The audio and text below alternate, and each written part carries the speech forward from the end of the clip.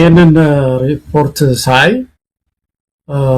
ሁለት ነገር ነው የሚታየኝ መሳይ። አንደኛው በተደጋጋሚ አብይ አህመድም ስለ ሙስና ሲናገር ዶክተር ብርሃኑ ነጋም በቅርብ ጊዜ እንደዚሁ ሲናገሩ በምድራችን ይሄ ግዙፍ የሆነ ሙስና የለም።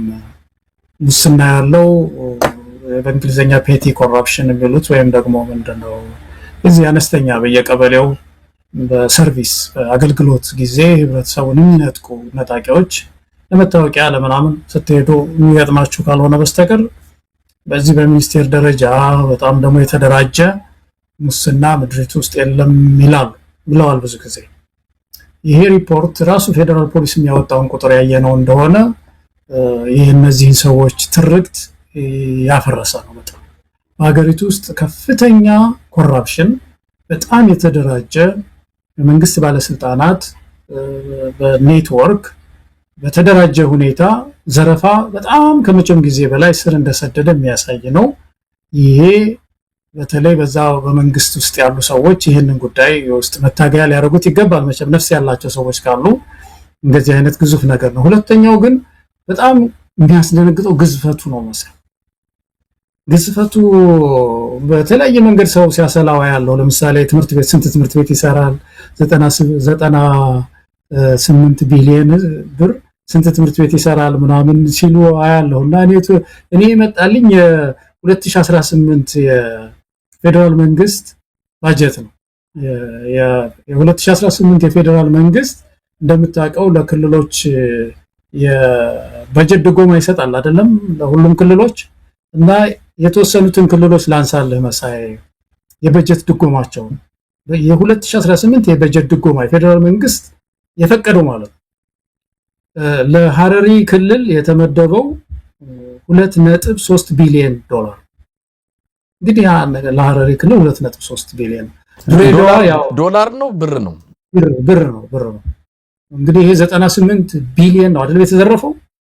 እሱን ለማሳየት ነው። ግን ይሄ አሁን ለፌደራል መንግስት ለክልሎች የሚሰጠው ድጎማ አለ አይደለም? ለየክልሉ በዚህ ዓመት ማለት ነው። ሐረሪ 2.3 ቢሊዮን ብር ነው። ድሬዳዋ 2.7 ቢሊዮን ብር ነው። ጋምቤላ 4.1 ነው። ቤንሻንጉል 5.7 ቢሊዮን ነው። አፋር 9.5 ነው። ደቡብ ምዕራብ ኢትዮጵያ 9.7 ነው። ሲዳማ 12.9 ነው። ማዕከላዊ ኢትዮጵያ 18.5 ነው። ትግራይ 18.9 ነው። 9 ክልሎች ማለት ነው። ስትደምረው የነዚህ የዘጠኝ ክልሎች ፌደራል መንግስት በጀት ድጎማ 84.3 ቢሊዮን ብር፣ የተዘረፈው 98 ቢሊዮን ብር። የዘጠኝ ክልል ከዘጠኝ ክልሎች የበጀት ድጎማ የዘለለ ነው የተዘረፈው ማለት። እኔ ይሄንን ሳይ ሰው ሆና ምድሪቱ መሄዱ እንዲህ የጋጣት ምድሪቱ ሰራተኛ መሄዱ መራመዱ፣ ሐኪሙ መሄዱ፣ ምድሪቷ መሄዷ፣ ወላ መሰንበቷ ይሄው የሚገርም ነው። በጣም ያሳዝናል እኮና በዚህ ደረጃ የዘጠኝ ክልል በጀት የፌደራል የ2018 የዘጠኝ ክልሎችን በጀት ያለፈ ነው። 84.3 ቢሊዮን ብር ነው የዘጠኝ ክልሎች በጀት። ይሄኛው የተዘረፈው 98።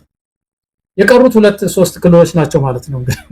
በአጠቃላይ የምድሪቱን በጀት በሙሉ ሊበሉት ማለት ነው። እና ይሄ በአንድ ምድር ውስጥ ሊከሰት ይችላል ወይ? ምን ያህል ምድሪቱ እኮ መቆም ያቃታት ከዚህ የተነሳ ነው። ገበያው የተሽመደመደ። በነገራችን ላይ ገለታው ይሄ የተወሰኑ ወራት ሪፖርት ነው።